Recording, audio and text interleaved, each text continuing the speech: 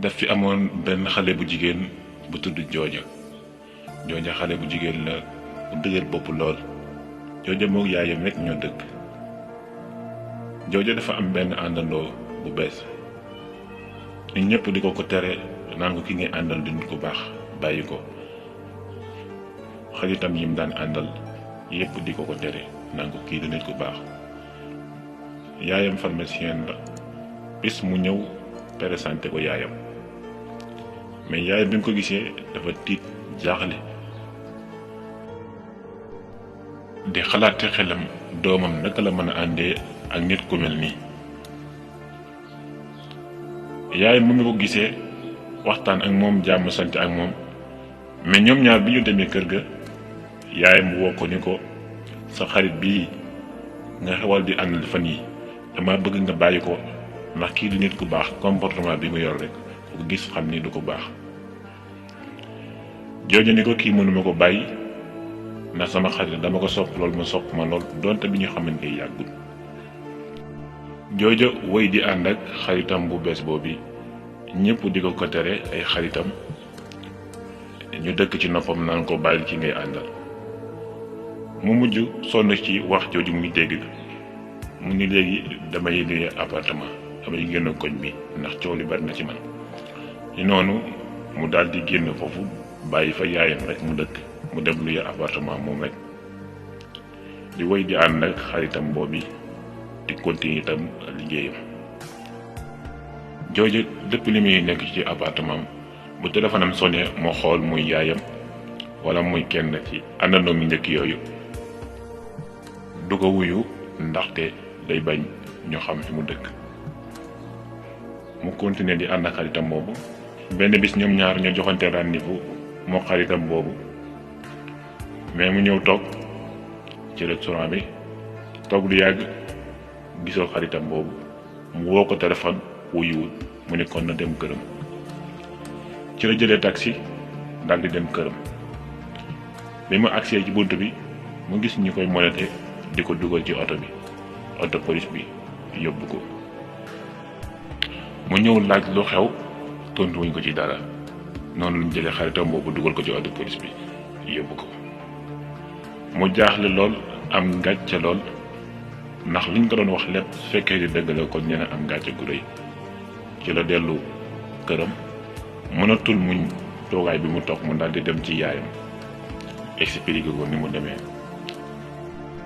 yaayam ni ko danga dëgër bopp waaye lii lépp waxoon naa la ko kii boo gisee comportement am rek nga xam ne nit ku baax di bindee yaramam di def lu ko neex. mu ni ko man dinaa fexe xam lan moo tax ñu jàpp ko ndax mën nekk dañ ko tuumaal. kon moom jooja ba léegi gëmul luñ koy wax. ginnaaw bi ci la demee prison daal di seeti xaritam boobu. bi mu àggee mu laaj xaritam bi ne ko lan moo tax ñu indi la fii loolu laa bëgg a xam. léegi mu ni man ak moom ñoo bokk drogue boobu alors que loolu du dëgg loolu moo tax ñu indi ma fii. bi mu waxee loolu jooja xalaati xelam am yàgg mu ni ko yow li nga ma wax nii bu dee loolu nga wax fii ci kaso bi ngay dee ndax koo xam ne dëpp bi ngi ne xale ba léegi yéen a ànd te muy jaaykatu drogue nga xam ne jaaykatu drogue li ngeen continuer di ànd kon su nee la yéen a bokk drogue bi kenn du ko weddi. ni ko yow nag suñu la teelu doon a jàpp man ak yow ñu continuer di ànd kon bis day ñëw rek ñu def ma nii ñu la def mu ne te mu yóbbu ndax yow jëroo àndal lii lépp nag waxal nañ ma ko. jooja daal di jóge foofu ànd ak mer ak mettit. bi mu demee ci appartement mu defar ay bagages am daal di ñibbi kër yaayam. bi mu àggee mu waxtaan ak yaayam wax ko li ko xaritam boobu yëpp wax ànd ak rëccute ak di jooy jooy yu métti. yaayam ni ko jërul jooy man li lépp waxoon naa la ko dangaa dëgër bopp waaye boo diglu woon sama ndigal kon rëccu gi ngay rëccu yëpp du la ci fekk. mu daal di baalu yaayam àq. yaayam ni ko soo jógee fii na nga dem ci sa xarit yi nga gis leen waxtaan ak ñoom ndaxte mere nañ la lool.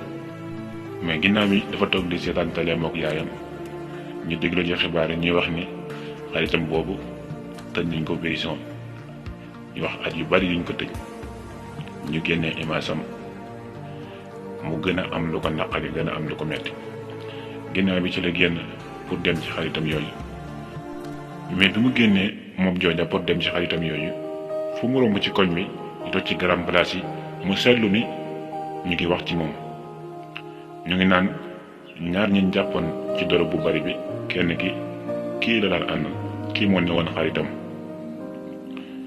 ñuy wax lool ci mbedd mi bu di ko dégg muy am lu ko naqari lool fu mu romb ñu di ko joxoñ di wax ci moom mu jub mën a tut suberte dox bi muy dox ci mbedd mi bu daal di dëpp wàññi ko dem ñu waat këram toog dëkkee naqar ak di jooy yu metti dem na sax ba buy liggéey day fexe ba kenn du ko ràññee amatul liberté pour génn di seeti ay xaritam wala dem fu ko neex te dara tegu ko loolu lu dëgër bopp di ànd ak àndandoo bu bon